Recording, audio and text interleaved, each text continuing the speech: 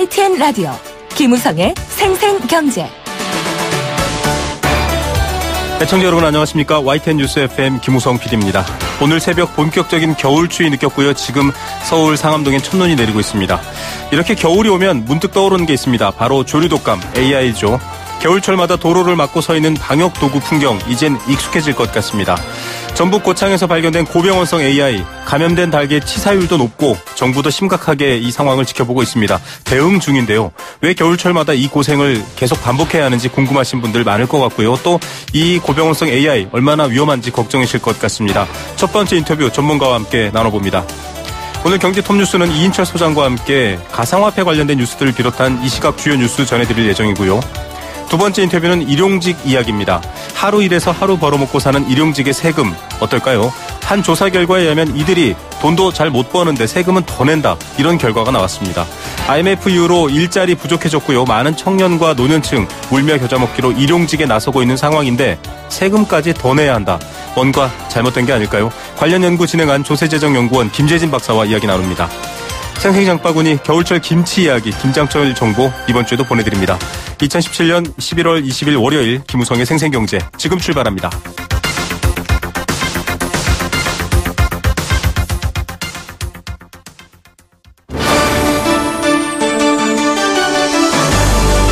YTN 라디오 김우성의 생생경제.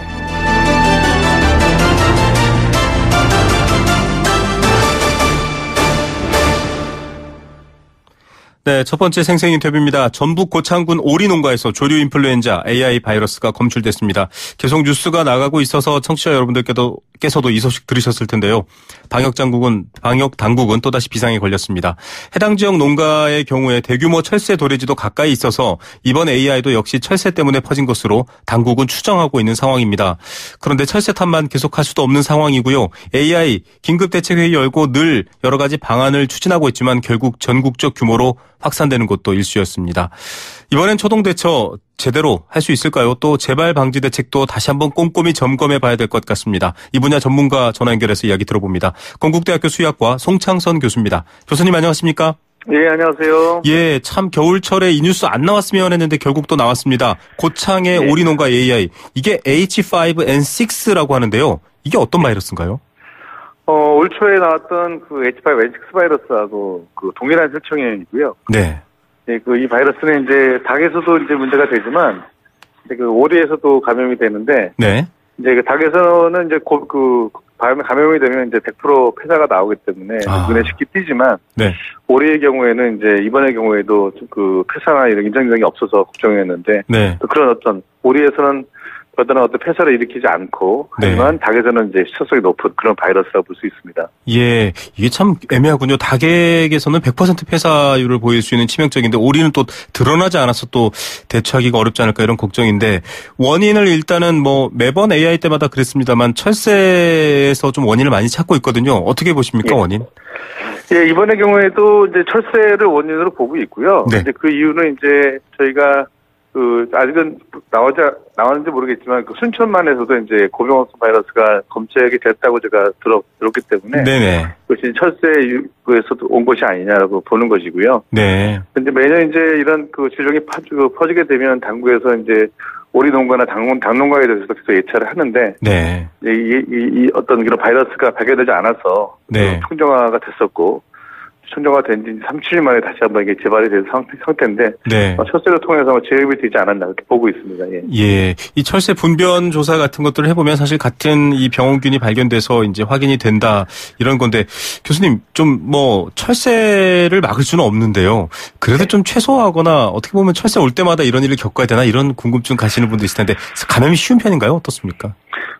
지금 이제 이 바이러스가 이제 중국에 발원지가 되겠는데요. 네. 근데 중국에서 이제 여러 가지 종류의 인플루엔자 바이러스가 유행하고 있는데 그중에서 저희가 주목을 해야 될 것은 중국 오리에서 어떤 바이러스가 유행하고 있는지가 가장 중요하거든요. 아, 중국 오리요? 네. 예, 왜냐하면 중국 오리에서 문제가 돼야지 또 그 오리라는 매개체를 통해서 철새가 우리나라에 들어오게 되는 상황이 되는데. 네네. 문제는 이제 중국 오리 농장에서 이 H5N6가 이제 많이 만연되고 있다는 것이죠. 아, 네. 그렇기 때문에 지속적으로 그 지역을 통과하는 철새 오리들이 재감염이 이루어지고 있고, 네. 그 재감염이 이루어진 어떤 철새들이 우리나라에 유입되는 경로를 통해서 이 바이러스 재유되는 상황이 되기 때문에 네. 그런 것이 이제 문제라고 볼 수 있습니다. 아, 예. 이 부분은 뭐 청취자 여러분들 저도 그런데요. 잘 몰랐던 내용입니다. 중국의 오리농가 좀 중국하고 같이 협조를 해야 될 부분이 있는 거네요. 근데 중국이 이제 워낙 오리 농가가 많고요. 네네. 중국은 이제 우리나라랑 달리 이제 도축을 해서 이 오리를 판매하는 것이 아니고, 네. 살아있는 상태에서 이제 재래 시장을 통해서 유통이 되게 됩니다. 네네. 하기 때문에 그런 어떤 재래 시장이라든지 아니면 오리 농가에서 H5, N6 바이러스가 워낙 많다 보니까, 네. 그래서 그것이 이제 우리나라로 그 불똥이 튀는 어떤 그런 상황이라고 볼 수 있습니다. 예, 문화의 차이까지 있습니다. 일단 뭐 이렇게 발견된 이상 더 퍼져나가지 않는 게 핵심인데 일단 위기경보 심각 단계로 높게 상정했고요. 오늘 새벽 0시부터 지금 48시간 이동 중지 내렸습니다. 예전에도 이렇게 내렸는데 이런 조치들 어떻게 보십니까? 지금 이제 예전보다는 좀 빨리 조치가 내려진 것 같고요. 네네. 그러니까 18일 날 이것이 확진이 되고 19일 날 저녁 때 바로 이제 발동이 난 거니까 이 조치는 빨리 조치가 됐는데 사실 이게 이 고창 오리 농가가 이제 첫 번째 농장이라는 가정하에서 네. 이틀 정도를 이제 전국 이동 정지가 이루어졌는데 네. 이동 정지가 제대로 먹히게 되면 추가 발생이 없을 텐데 네. 걱정은 이제 임상 증상이 없이 진행이 됐기 때문에 제2, 제3의 어떤 농가가 없을까 그런 우려가 좀 섞여 있습니다. 예. 예. 자, 뭐 이게 제대로 초동 조치로 지금 이 총리까지 나서서 신속한 대처 주문하고 있고요. 또 이 전국 도로도 지금 통제하겠다 이렇게 나왔는데 이게 만약에 교수님 제대로만 된다면 확산은 안 될 수 있다 이렇게 볼 수 있을까요? 뭐 바람에 날려가거나 이런 부분들을. 네. 그러니까 이게 고창 농가가 첫 번째 농가가 되고요. 네. 그다음에 이동 정지가 돼서 이제 더 이상의 확산이 없다 그러면은 다행이겠지만 조금 전에 말씀드린 대로 이 H5, H6라는 바이러스는 닭 농장에 감염되면 쉽게 눈에 띄지만 네. 오리의 경우에는 임상 증상에는 폐사가 없기 때문에 네네. 이제 이 감염이 이제 모르게 진행되고 있는 가능성이 있지 않습니까? 네, 그렇죠. 그런 것이 없다면은 이제 초동 방역이 잘 먹히겠지만, 네네. 그렇지 않고 제2나 제3의 어떤 농가가 이미 감염된 농가가 존재한다면, 네. 좀 이제 더 발생이 될 수밖에 없는 상황으로 갈 수밖에 없겠죠. 예, 이런 부분까지도 좀 정부가 고려해야 될 텐데요. 이 오리에는 숨어 있고 닭에서는 딱 드러나는 이 바이러스의 특성을 좀 잘 대처해야 될 것 같습니다. 지금 좀 국제적인 행사를 앞두고 있어서 더 걱정인 것 같습니다. 평창 동계올림픽 때문인데요. 강원 지역 축산농가들은 뭐 이제 미리 이 수매 도태를 하겠다라고 지금 발표를 했긴 했는데 한 1년 정도 있습니다. 어떤 대책들이 좀 구체적으로 마련돼야 될까요? 우선 이제 오리 농가에서 나온 것이니까 이제 오리에서 막아야 될 것 같고요. 네. 이제는 이제 올해 초에도 오리 농가가 발생이 되다가 결국은 이제 산란계 농가로 가지 않았습니까? 맞습니다. 이제 규모가 이제 오리보다는 산란계가 훨씬 크고 어떤 계란에 이동하는 물량이 오리보다는 이런 산란계가 크기 때문에 네네. 저는 산란계로 이제 이 인플루엔자 바이러스가 전파되는 것을 이제 막아야겠죠. 네. 그것이 정부에서 할 일이 되겠는데 그렇게 하려고 그러면은 이제 오리에서 이제 더 이상 확산을 막기 위해서 네. 이제 오리에서 잘 나타나지 않으니까 네. 찾아가야겠죠. 그래서 네. 검사를 해서 농가가 감염되는 것을 빨리 찾아내갖고 산란계를 갈 수 있는 것을 고리를 좀 끊어주는 것이 최선이라고 생각합니다. 예, 지금 뭐 교수님께서 걱정하고 있는 마음이 아마 국민들의 마음과 비슷할 텐데요. 더 확산이 안 되려면 이 특성 앞서 말씀해 주셨던 지적하는 부분들을 또 생각해 봐야 될 것 같습니다. 좀 저희가 지난해도 그렇고 사실 그 전에도 그렇고 굉장히 좀 많이 고생을 했습니다. 겨울만 되면 이 AI 고생했는데 140일간 진행됐거든요. 지난해에 이 3,700만 마리가 살처분됐는데 좀 뭐 조심스럽긴 합니다만 만약에 지금 교수님이 말씀하신 여러 가지 특성을 고려해서 잘 대처를 했으면 좋겠지만 그렇지 않고 만약에 뚫린 경우 또 작년 수준의 피해가 있을 수 있다. 이렇게 전망할 수 있을까요? 어떻게 평가하십니까? 그건 뭐 충분히 가능성이 있다고 봐야 되고요. 네네. 왜냐하면 이제 올 초에 들어왔던 바이러스하고 동일한 혈청이 왔고요. 네. 이것이 또 유감스럽게도 올해선 잘 눈에 띄지 않는 그런 상태가 되고요. 네네.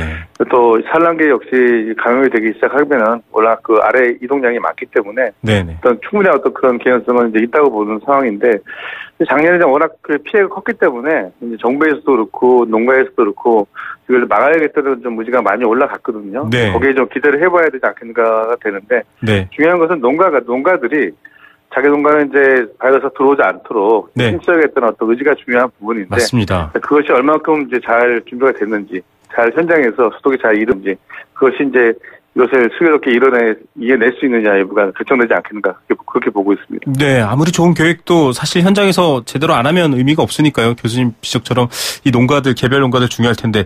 그래서 사실은 예전에 이런 말도 나왔었거든요. 교수님 앞서도 살짝 얘기했지만 자꾸 이 AI 나올 때마다 철새 탓만 하지 말고 개별 농가가 철저하게 방역하는지를 좀 시스템화해야 된다. 그게 근본적 대책이다. 이런 지적이 있었는데 어떻게 생각하십니까?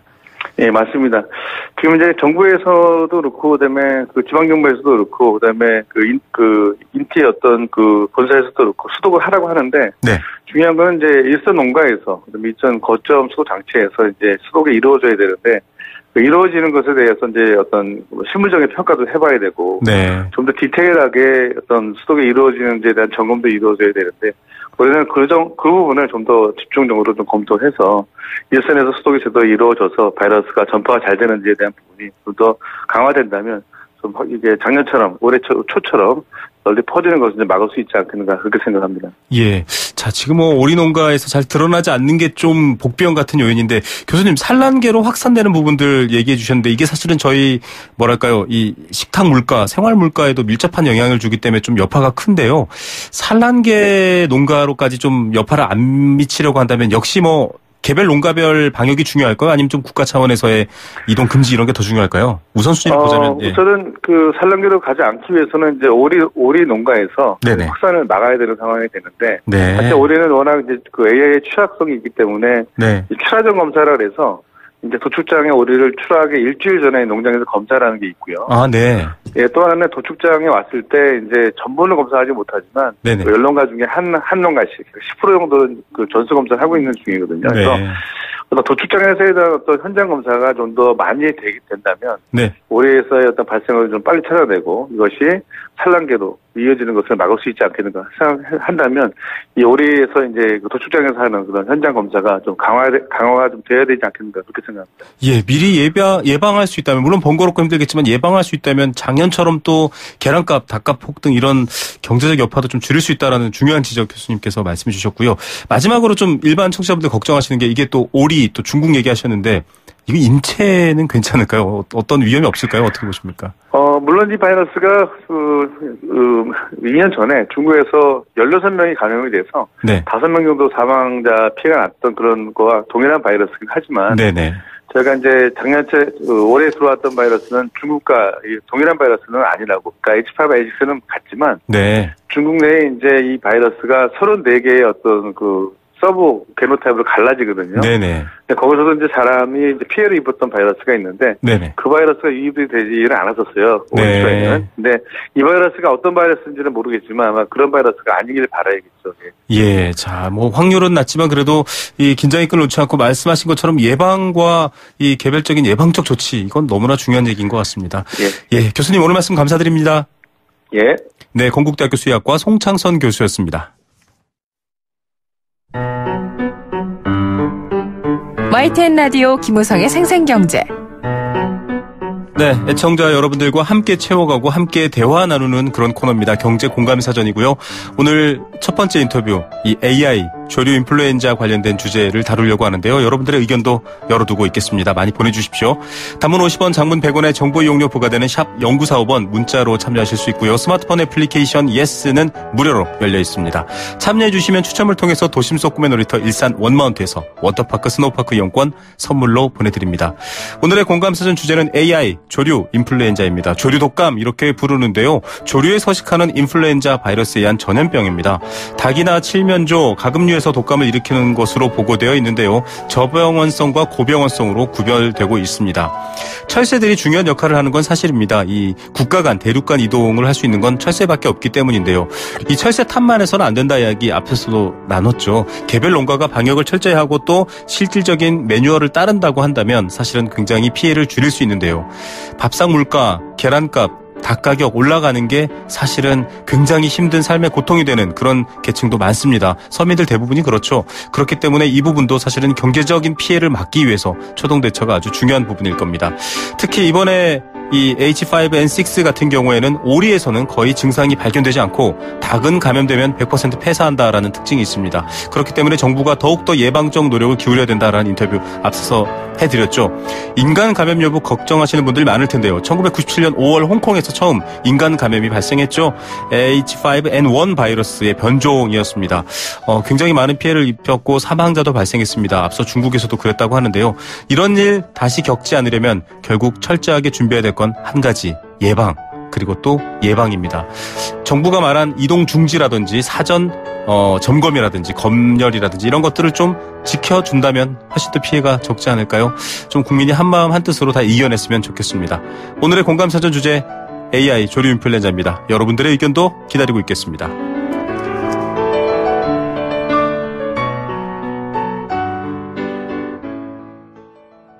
네, 생생경제 1부 포스코와 함께했습니다. 캠페인 한 개 듣고요. 이 시각 주요 경제 뉴스들 정리해드립니다.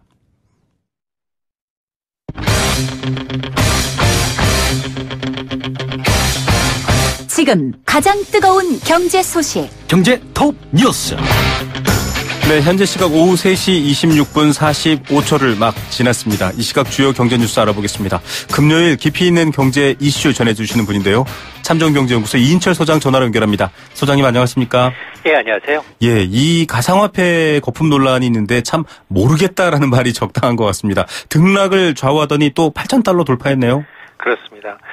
대표적인 가상화폐 비트코인이 1비트코인당 8,000달러를 넘었었습니다.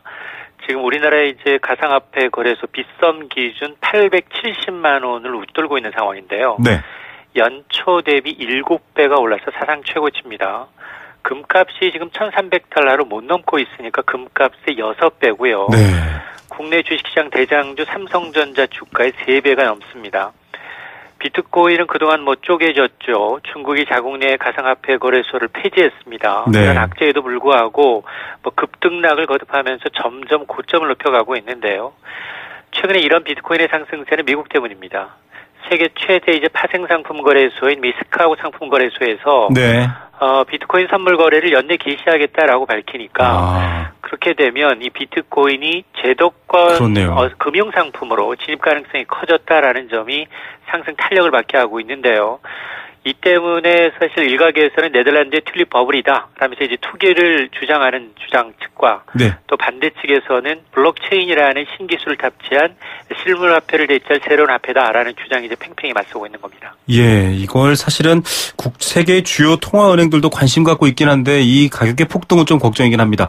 가상화폐 거래소가 이 거래가 폭발적으로 늘어나고 관심이 높으니까요. 뭔가 좀 조치를 취하다가 일시 중단됐는데 지금 이거 막 소송전도 벌어지고 있더라고요. 그렇습니다.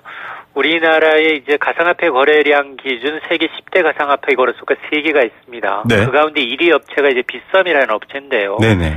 이 업체는 거래량이 한때는 일일 거래량이 이제 코스피 거래량을 웃돌 정도로 폭발적으로 늘고 있다는 겁니다.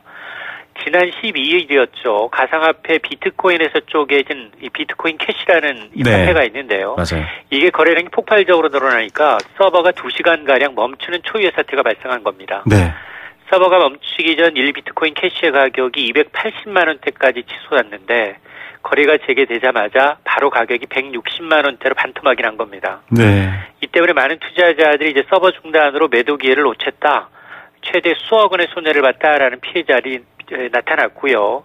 이들 피해자들이 이제 온라인 카페를 중심으로 해서 서버 다운에 따른 피해를 입은 투자자들 모았습니다. 변호사를 선임했고 본격적인 이제 소송, 법적 대응에 나서고 있는데요. 빗썸 측은 사실 거래량 폭증에 따른 시스템 과부의 문제일 뿐 어떤 시세 조정이나 거래 개입은 없었다라고 주장을 하고 있지만 네. 투자자들이 원하는 건 보상 대책이거든요. 아. 그러나 이제 별다른 보상 대책에 대해서는 함구하고 있습니다. 네. 이 때문에 이제 이번 소송에 참여할 피해자 수가 최대 수천 명에 달할 것으로 예상이 됩니다. 예. 자, 이 제도권 진입까지 이 관심 보이는 가상화폐, 그만큼 또 안전성에 대해서도 고민할 기회가 됐네요.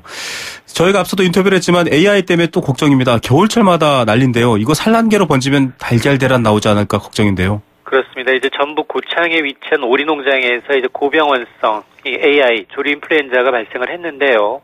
이번에 이제 발생한 AI는 H5N6형입니다. 네.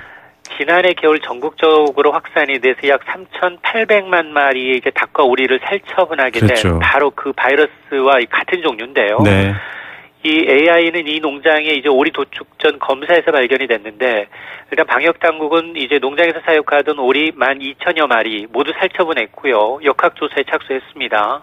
또한 이제 AI 위기 경보 단계가 있는데 최고 단계인 이제 심각 단계를 올리기로 했는데요. 네. 이에 따라서 이제 19일 밤 12시부터 48시간 동안 전국의 모든 닭, 오리 농가와 이제 농가 인근 지역을 지나는 차량 이동이 제한이 되고요. 네. 일제히 소독하는 이제 방역 조치를 실시하게 되는데 문제는 이 바이러스는 이제 닭에게 감염될 경우 폐사율이 거의 100%. 이 치명적인 바이러스라는 겁니다. 네. 때문에 업계에서는 최근 들어서야 사실 이제 달걀 이 대란에서 벗어나서 네. 뭐 소비가 좀 회복되면서 가격이 조금씩 오르고 있던 달걀 가격마저 이번에 고창 AI 사태로 다시 이제 출렁거리지 않겠느냐라고 이제 우려하고 있는 상황인데요. 이렇게 되면 달걀을 주 재료로 사용하는 뭐 네. 제빵업체, 외식업계는 또 한 번 타격이 우려가 됩니다. 이 신선 달걀이 비행기로 오는 걸 생중계할 정도로 참 달걀이 주인공이 되는 일 없었으면 좋겠네요. 자, 지역 가입자의 건강보험료 인상 소식도 들어와 있네요. 그렇습니다. 사실 월급이나 수입은 제자리인데 이제 건강보험료 또 오릅니다. 건강보험공단은 이제 지난해 소득과 올해 이제 재산 변동 자료를 가지고 자영업자 등 이제 지역가입자의 세대당 보험료를 계산해서 매년 11월분부터 반영하고 있습니다. 네. 올해는 이제 지역가입자 세대당 월 평균 5,546원의 건강보험료가 인상이 되는데요. 네. 이렇게 되면 전체 지역가입자가 748만 세대 가운데 변동자료가 있는 이제 722만 세대 가운데 지난해와 소득이 증가한, 소득과 재산이 증가한 263만 세대가 보험료가 오르고요. 네. 반면에 이제 소득과 재산 변동이 없는 331만 세대는 보험료 변동이 없습니다. 그리고 소득과 재산이 좀 떨어진 하락한 128만 세대의 경우에는 보험료가 조금 내립니다. 한편 이 직장가입자의 경우에는 매년 4월입니다. 네. 전년도 소득 증가에 따른 이제 보험료를 정산하기 때문에 그렇죠. 이번 달에는 변동 사항이 없습니다. 예, 이게 사실은 지역가입자 같은 경우 좀 논란이 있지 않습니까? 이게 뭐 소득이 없다는 이유만으로 좀 소득 산정에 문제가 있다 이런 논란도 있었죠. 그렇습니다. 정확한 이제 소득 기준에 대한 평가 그리고 이제 자산 평가가 이제 없기 때문에 이 부분에 대한 논란은 뭐 늘 있어 왔습니다. 예, 참 그런 부분들까지 또 생각하게 만드네요. 우리나라 여성들 결혼이 늦어지고 있습니다. 뭐 이 결혼 연령이 다 같이 늦어지고 있는 상황인데 집값도 있고요. 아이들 출산을 봤더니 굉장히 더 늦게 하게 되는군요. 그렇습니다. 이 세계 최저의 출산율은 사실 여러 가지 복합적인 원인들이 얽히고 설켜 있습니다. 만혼이라고 해서 결혼 자체가 늦어지고 있고요. 네.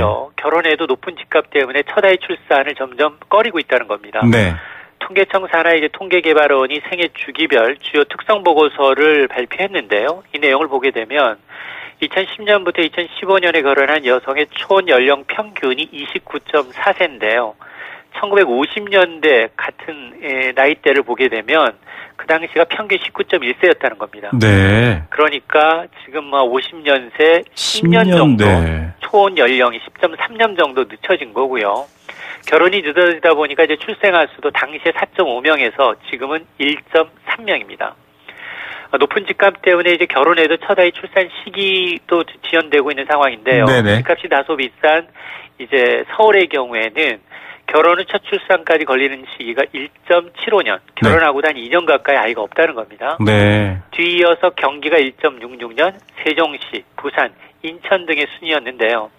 이 얘기는 지금 정부의 출산 대책이 단순히 뭐 출산하면 장려금을 얼마 더 지원한다 이런 방식이 아니라 육아, 교육, 주거, 일자리 문제와 연계해야 된다라는 걸 시사하는 겁니다. 참 종합적으로 이 모든 걸 들여다볼 수 있는 뉴스였습니다. 오늘의 톱 뉴스는 어떤 건가요?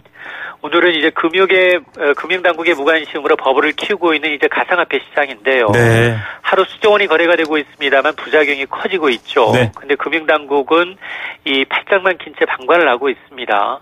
뭐 이게 자칫 개입할 경우 공식 화폐를 인정한다라는 의미로 받아들일 수 있다라는 시각 때문인데요. 네. 그렇다 하더라도 이제 규제 사각지대에 변질되다 보니까 국내 가상화폐 거래소가 중국과 이 해외 검은 자금에 운상이 되고 있고요. 네. 국내 투자자들의 피해가 커지고 있는 만큼 가상화폐 효율성이나 거품론을 차지하더라도 또 다른 혼란이나 부작용을 최소화하기 위한 이제 특단의 대책은 필요해 보입니다. 예, 전기능보다 부작용이 더 많다면 과연 어떻게 봐야 될까 이런 고민도 되네요. 오늘 말씀 감사드립니다. 네, 감사합니다. 참 좋은 경제연구소 이인철 소장이었습니다.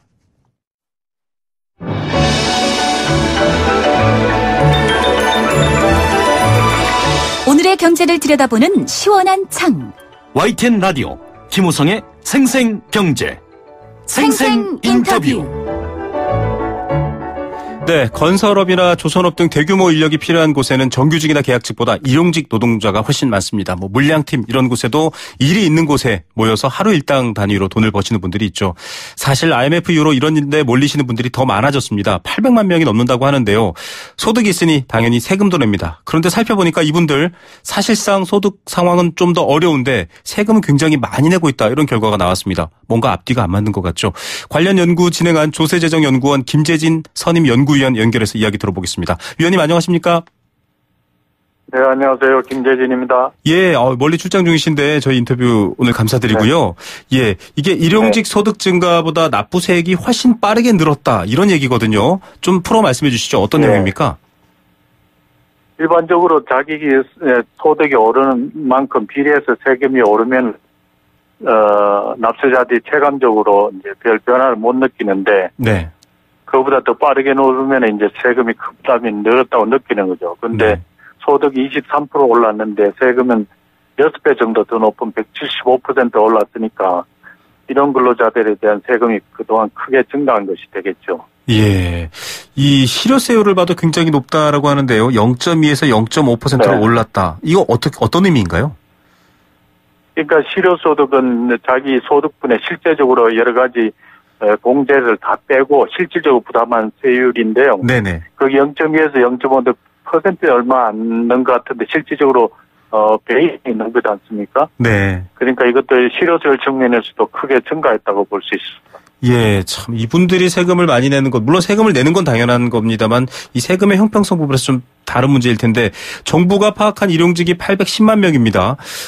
이분들 사실 경제적으로 좀 일반적으로 좀 취약하다 이렇게 알려져 있는데 세금을 더 낸다. 왜 이렇게 된 거죠? 원인은 어떻게 보고 계십니까? 원래 이런 근로자에 대한 세금 제도는 1975년도에 처음 들어왔고 그 당시부터 이런 근로자는 특별히 대우해서 가급적이면 세부담을 안 주겠다는 것이 뜻이었는데 네네. 최근 들어서 상용 근로자에 대해서는 정부가 여러 가지 공제 물가 상승에 비례해서 조정하고 연말 정산 파동이 일어나서 다시 또 조정하고 하면서 세부담을 조정하는 역할을 계속해 왔는데 네. 이런 근로자는 2011년 이후부터 전혀 이제 세제 개편을 하지 않아서 그것이 누적된 영향도 있는 거고요. 네. 그 다음에 제도 자체가 상용 근로자와 다르게 이제 적용되면서 발생하는 문제도 있습니다. 네. 자, 이 실질적으로 좀 배려해 준다라고 만들어진 혜택인데 오히려 좀 더 지금 구조적으로 더 내는 상황이 돼버린 겁니다. 형평성. 상대적으로 그랬다는 말인 거죠, 위원님? 그렇죠. 네. 이게 이제 현행 제도 하에서는 명목적으로는 세율은 가장 6% 세율을 곱해주고, 네. 그 다음에 10만 원은 소득 공제를 해주고, 네. 그 다음에 세액 공제도 55% 최대로 해주는데, 이 제도 자체로 인해가지고 이런 근로자가 그 안에서도 소득이 높은 사람은 세부담을 하지만은, 네. 소득이 낮은 세부담을 전혀 하지 않고 이런 현상이 일어나가지고, 네네. 결과적으로 보면 같은 일용 소득은 같은데, 어떤 사람은 세금을 많이 내고 어떤 사람은 전혀 내지 않고 이런 현상이 발생하는 거고. 네. 그럴 경우는 소득이 더 낮아도 세금을 더 부담을 많이 하게 되는 문제. 네. 이런 여러 가지 문제가 발생하고 있습니다. 예, 지금 굉장히 좀 여러 가지 좀 복잡한 상황이 있는데 최저임금도 정부가 올렸습니다. 소득주도 성장하겠다라고 하면서 여러 이 저소득층에 대한 대책, 서민 대책 나오고 있는데 일용직도 여기 해당되니까 일반적으로 생각하시기에는 최저임금 올랐는데 돈 좀 더 벌지 않았나라고 생각하시는 분들 있을 텐데요. 어떻게 봐야 됩니까? 예, 근데 이제 통계를 보면은 이런 근로자들이 점차 시간이 지남으로 인해 가지고 근로 일수가 좀 더 떨어집니다. 상용 근로자에 대해서. 네. 예를 들어서 2007년도에는 상용 근로자 약 87% 일했는데 지금은 약 6%로 떨어졌고. 네. 그다음에 급여액 수준도 60% 수준에서 46%로 떨어졌고. 네네. 이렇게 해가지고 전체적으로 이런 근로자의 근로시간도 83%에서 54% 떨어졌고. 그래서 이런 근로자의 근로 형태로 봐서 굉장히 전에보다 취약해졌다. 네. 이렇게 볼 수 있습니다. 결과적으로 경제 상황에 따른 실질 소득은 많이 줄어들어 있어서 어려운데 세금 내는 건 과거식대로 좀 많이 내고 있다. 이런 결론이 되는군요. 그렇죠. 예, 그러면서 또 이제 이런 근로자 내에서도 양극화 현상이 일어나가지고 네. 소득이 높은 계층도 늘어나는 반면에 또 어려운 계층도 늘어나고 양극화 현상이 발견되고 있습니다. 예. 지금 위원님, 소득세 문제가 나올 때마다 이 면세자 비율이 좀 뜨거운 감자로 거론이 됐습니다. 절반 가까이가 그렇죠. 세금을 안 낸다 이런 얘기 나오고 있는데 일정 소득 이하가 사실 세금을 좀 안 내는 구조가 되는 건데 이 비과세가 되는 건데 지금 소득 수준 보면 일용직 노동자분들도 여기에 포함돼서 세금 안 내는 거 아닌가 이렇게 생각하시는 분도 있을 것 같거든요. 어떻습니까? 근데 우리가 통상 얘기하는 그 면세자 비율은 통상 상용 근로자 중심으로 나오는 통계고요. 지금 현재 네. 소득세 한 46%가 이제 과세 미달자인데 네. 이런 근로자 같은 경우는 예를 들어 자기 연간 소득이 500만 원이 되더라도 네. 세금을 충분히 낼 수 있는 그런 세법 구조이기 때문에 네. 상대적으로 굉장히 그 세법상 공정한 대접을 못 받고 있는 거죠. 네. 참, 앞서도 여러 가지 공제 기준이라든지 여러 변화상이 있겠지만 참 좀 법 자체가 굉장히 낡아서 그런 것 같습니다. 앞서 양극화 얘기를 해주셨는데요. 일부겠지만 일용직도 사실 고소득을 누리는 분들도 있지 않습니까? 이런 분들 같은 경우는 어떻습니까? 그렇죠. 오히려 혜택을 보는 것 아닌가요? 그렇죠. 일용 근로자들 특성은 양극화로 고소득자도 늘어나지만은 최근에 그 800만 중에서 약 300만 명 정도는 네. 근로 소득이나 아닌 다른 소득도 있으면서 이런 근로 소득이 발생하는 분들이 나타나고 있습니다. 이른바 투잡 때문에 그렇죠. 예, 투잡도 있고 다른 임대 소득이 있을 수도 있고 이자 배당이 있을 수도 있고 여러 가지 현상이 있는데요. 네네. 근데 세법상으로는 나머지 소득은 정상적으로 과세를 하는데 이런 근로 소득은 과세를 하지 않고 또 과세하는 데 있어서도 수직적 수평적 형평성이 전혀 안 맞으니까 네네. 여러 가지 문제가 발생하는 거죠. 네. 수직적, 수평성, 형평성 이 말이 사실은 굉장히 중요한 부분일 것 같은데요. 단지 공평하게 하자라는 문제뿐만 아니라 좀 세밀한 접근이 필요합니다. 어떤 해법이 좀 필요할까요, 위원님? 이상적으로는 이제 선진국처럼 모든 소득을 다 합쳐서 종합 과세하면은 잘 해결되는 것 같고요. 네. 그러면 이제 단기적으로는 이제 그 공제액을 좀 조정하거나 아니면 세율을 조정하거나 이렇게 할 수 있는데 그것은 임시 처방은 되지만은 아까 제가 말씀드린 여러 가지 근본적인 문제점에 대한 해결 방안은 되지 않는다고 봅니다. 네. 자, 이 3천만 원 이상의 고소득, 고소득이라고 표현할 수 있을지 모르겠습니다만, 일용직 중에 3천만 원 이상 버시는 분들은 좀, 분리과세나 좀 새로운 세목 같은 걸 만들거나 이런 방식의 좀 접근법 같은 건 어떨까요, 교수님? 따로 만드는 것보다는 기존 세법 안에서 약간 통합을 해서 일관성을 유지하는 게 좀 좋을 것 같고요. 네네. 만약에 이것을 지금처럼 자꾸 분할해서 하다 보면은 세법 개정 과정에서 양 제도가 서로 형평성 있게 이루어지지 않아서 여러 가지 또 부차적인 문제가 발생하는 그런 현상이 야기되는 것 같습니다. 네. 지금 사실은 사용직에 계신 분들도 좀 경제적으로 어려운 분들 혹은 쉽지 않은 분들이 많이 계시고 특히 일용직 분들은 그 숫자가 IMF 이후로 많이 늘어나서 문제일 텐데요. 말씀하신 것처럼 소득세를 내는 부분 외에 좀 다른 방면에 있어서 이분들에게 좀 이를테면은 세금의 형평성을 제도 변화 외에도 다른 방식의 좀 도움으로 보전해 주거나 도와줄 수 있는 그런 방법들도 생각해 볼 수 있을까요? 예, 일단은 그 제도 자체가 원래 세법에 이분들 특별히 조금 보호하고 세부담을 줄여주는 게 원래 취지인데 네네. 지금은 이제 아까 말씀드린 IMF 외환위 이후에 숫자도 급격하게 늘어나고 고용도 불안해지고 그다음에 양극화 현상이 일어나고 그다음에 300만 명은 다른 소득이 있고 이런 여러 가지 이제 사회 현상이 바뀐 거죠. 그러나 제도 자체가 세법뿐만 아니고 최저임금 제도도 마찬가지고 4대 보험도 마찬가지고 사회 현상의 변화에 따라서 이제 변해 가야지 되는 거죠. 그렇지 않으면 그 안에서 여러 가지 제도적인 허점을 통해 가지고 피해를 보는 사람들이 생기는 거죠. 예, 참 이런 허점들, 피해를 보는 부분들을 없애는 것에 대한 좀 더 정교한 접근이 필요할 것 같습니다. 멀리서 인터뷰 응해주셔서 감사드립니다. 오늘 말씀 감사합니다. 네, 감사합니다. 네, 한국조세재정연구원 김재진 선임연구위원이었습니다.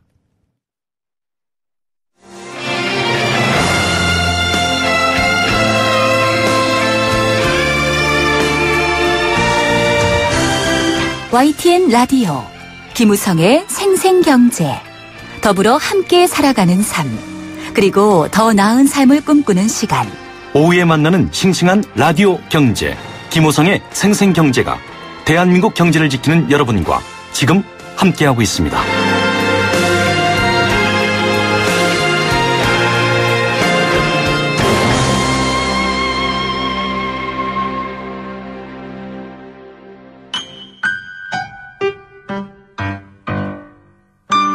행복한 살림살이 생생장바구니. 네, 매주 월요일 정말 힘이 되는 경제 이야기를 준비해두는 코너가 바로 생생장바구니입니다. 장보러 가면 장바구니에 여러 가지 물건들 담겨 있는데요. 집으로 와서 냉장고에 정리하고 꺼낼 때까지 참 설레는 마음이 있죠. 월요일마다 그런 설레이는 마음으로 좋은 정보들, 이야기들 전해드립니다. 그런 이야기 전해주시는 분이죠. 한국농수산식품유통공사 문재영 대리입니다. 안녕하십니까? 네, 안녕하세요. 예, 여기는 지금 첫눈이 왔다가 다시 해가 좀 나고 있는데 많이 춥습니다. 거기 날씨가 어떤가요? 저희도 어제까지는 좀 추웠는데 오늘은 다시 날씨가 따뜻해지면서 왔다 갔다 하는 것 같습니다. 예, 자, 이 AT가 있는 나주 쪽 날씨 얘기도 들어봤고요. 겨울입니다. 딱히 제철 농산물이라는 게 잘 없을 것 같아요. 겨울이니까요. 그럼에도 네. 불구하고 좀 제철 먹거리 떠오르는 거 있나요? 이 늦가을, 이제 초겨울 정도로 접어들었는데, 이번 주 제철 재료로는 제가 고들빼기를 선정해 보았습니다. 아, 고들빼기 모르시는 분들도 많을 것 같은데. 네. 아, 그래요? 이 쌉싸름한 맛이 매력인 고들빼기는 예전에는 양반이 아니면 못 먹을 정도로, 못 먹었다, 이런 말이 나올 정도로 귀한 음식이었는데요. 네. 효능이 좋아서 동의보감에서는 고들빼기의 효능이 인삼에 상응한다라고 할 정도로 기술되어 있습니다. 네. 구체적으로는 쓴맛을 내는 사포닌 성분이 위장을 튼튼하게 해주고 소화 기능을 강화시켜주는 효능이 있고요. 또 TV에도 많이 나오는데 고들빼기가 고혈압에 그렇게 좋은 음식이라고 해요. 네. 요즘엔 제철이다 보니까 가격이 꽤 저렴해져서 100g에 1,000원, 2,000원 정도에 사실 수 있을 것 같습니다. 아니, 이렇게 귀하고 좋다고 실컷 이야기하시고 마지막에 네. 가격이 100g에 1,000원, 2,000원. 이게 저도 사실은 한정식 집에나 가야 잘 익은 고들빼기를 김치처럼 만드는 걸 또 먹어보고 하는데요. 정말 이 침샘주의보라고 해야 될 코너인 것 같습니다. 벌써부터 침이 고이기 시작하는데. 네. 예전에는 실제로 인삼 대신 많이 썼다고도 하더라고요. 어떤 요리들을 주로 해먹었나요? 고들빼기를 이용해서 주로 많이 해먹는 요리는 이 쓴맛을 살린 무침이나 장아찌 그리고 김치 종류였는데요. 네. 근데 조리를 하실 때 이 쓴맛을 좀 빼고 싶다 이러신다면 소금물에다가 담가 놓으면 맛있게 괜찮아집니다. 아, 네.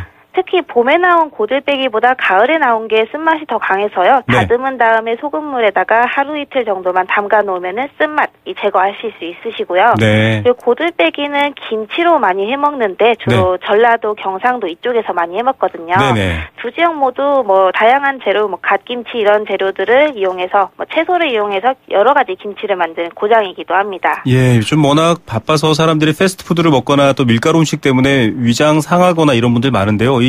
그런 위장 강화, 소화 기능 강화에 이 고들빼기 좋다고 하고요. 또 전통 음식이니까 장에 가서 구입하셔서 한번 담궈 보시거나 혹은 구입해 보셔도 좋을 것 같습니다. 이렇게 고들빼기 김치 얘기하니까 지난주에도 네. 사실은 김치 얘기 또 김장 얘기해 주셨는데 지역별 김치 얘기 좀 정리해 준다 이렇게 말씀하셨죠? 아, 네, 맞습니다. 지역별로 좀 살펴보면은 김치도 이렇게 많은 종류가 있나 싶을 정도 좀 놀라울 정도인데요. 네. 배추김치 말고도 서울이나 경기도권 쪽에서는 예전부터 수도에 가까이 있었다 보니까 네. 궁중에서 먹던 김치를 중심으로 발달을 했습니다. 임금님의 김치군요. 네, 그렇죠. 그러다 보니까 모양이 좀 화려하고 재료가 풍성한 김치가 많아졌는데요. 네. 배추김치, 보쌈김치, 오이김치 이런 것들이 대표적인 예고 또 독특한 김치가 하나 있는데 요즘에는 저도 본 적이 없어요. 경기권에서 과거에 꿩김치가 있었다고 해요. 꿩김치요? 네, 삶은 꿩살을 넣은 물김치인데 네. 물에 꿩이나 이 대파, 양파 각종 양념류를 넣은 다음에 삶아서 살만 발라낸 다음에 동치미 국물로 간을 맞춘 형태라고 합니다. 네. 보통 김치 하면은 당연히 배추 같은 채소를 생각하는데 이렇게 고기까지 응용해서 만들었다는 점에서 우리 민족들은 정말 김치에 안 쓴 재료가 없었다 이런 생각이 들더라고요. 진짜 김치의 포용력, 친화력 이런 말이 떠오를 정도인데요.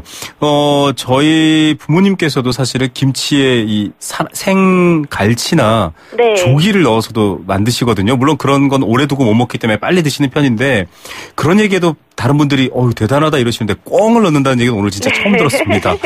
이렇게 정말 신기하더라고요. 집안마다 지역마다 정말 다양한 김치가 많은 것 같아요. 또 독특한 김치 어떤 거 있습니까?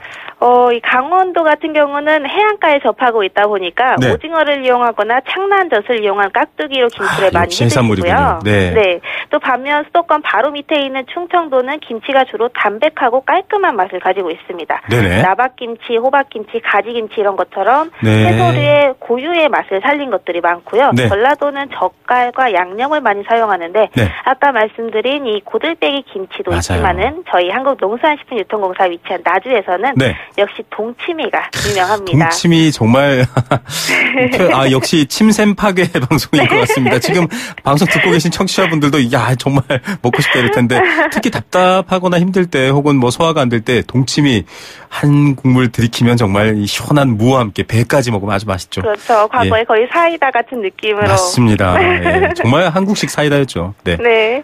이 경상도는 또 반면에 간이 맵고 조금 짠 편인데 네. 깻잎김치나 콩잎김치가 이쪽에서 나왔어요. 네. 저는 김치 중에서 한번 먹어보고 싶은 게 바로 콩잎김치였거든요. 콩잎은 잘 안 먹지 않나요? 이게 콩잎을 드시는 분들이 있는 게 신기하더라고요. 저도 사실은 이 경상도권 아시는 분들이 콩잎을 네. 이렇게 삭혀 먹기도 하고 하는데 어떤 건가요?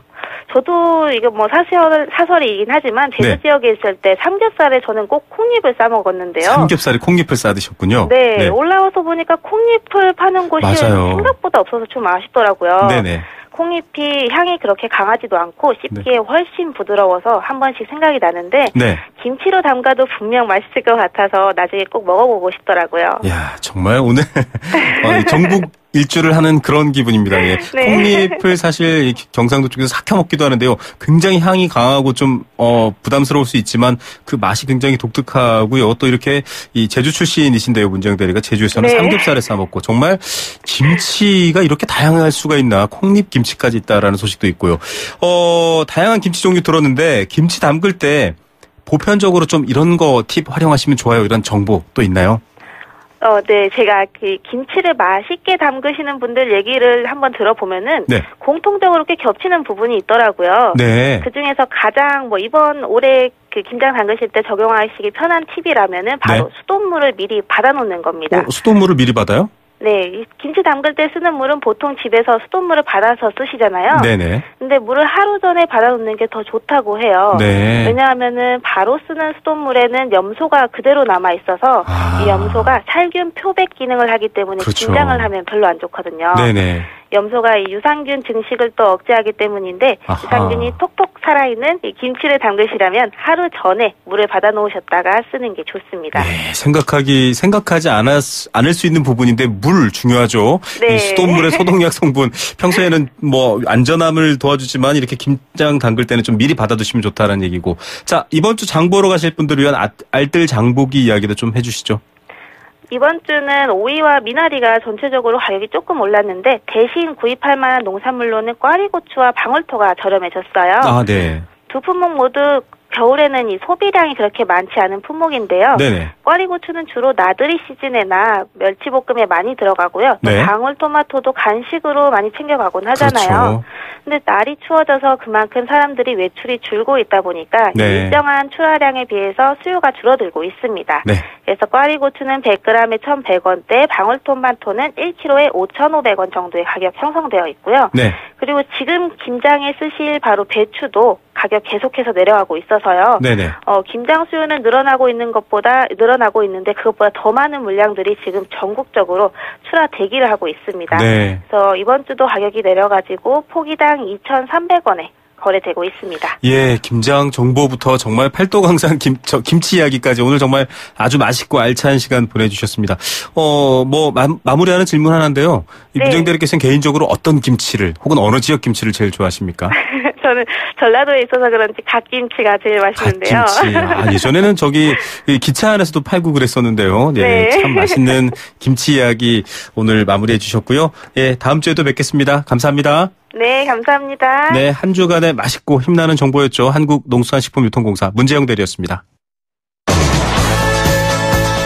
네, 생생경제 포스코와 함께했습니다. 7874님은 생생경제 음악을 신청하셨어요. 첫눈 온다고 이정석의 첫눈이 온다고요. 저희 밤 10시에 뉴스 읽는 밤이라는 음악 프로그램이 있거든요. 잊지 마시고 그 시간대 청취하시면서 한번 신청해 보시기 바랍니다. 8280님, 이런 시기 이용해서 일부러 가격 상승시키는 유통업자들, 네, AI 때 이렇게 경제적으로 피해 입히는 분도 국민들이 지켜보고 있습니다. 9305님, 일용직 근로자인데요. 세금 문제 물어보셨거든요. 예, 이런 부분들 정말 중요하게 해결돼야겠죠. 근본적 대책 마련 필요하다고 말씀하신 9246님, 또 8106님, 감사드립니다. 7292님은 김치 이야기 해주셨네요. 맛있는 김치는 아이들도 잘 먹습니다. 좀 덜 맵고 맛있게 먹으면 어떨까요? 라고 해주셨고요. 8012님도 사연 주셔서 감사드립니다. 저희가 7874님, 9305님께 원마운트 티켓 선물로 보내드리도록 하겠습니다. 저는 내일 오후 3시 10분에 다시 찾아오겠습니다. 김우성의 생생경제였습니다.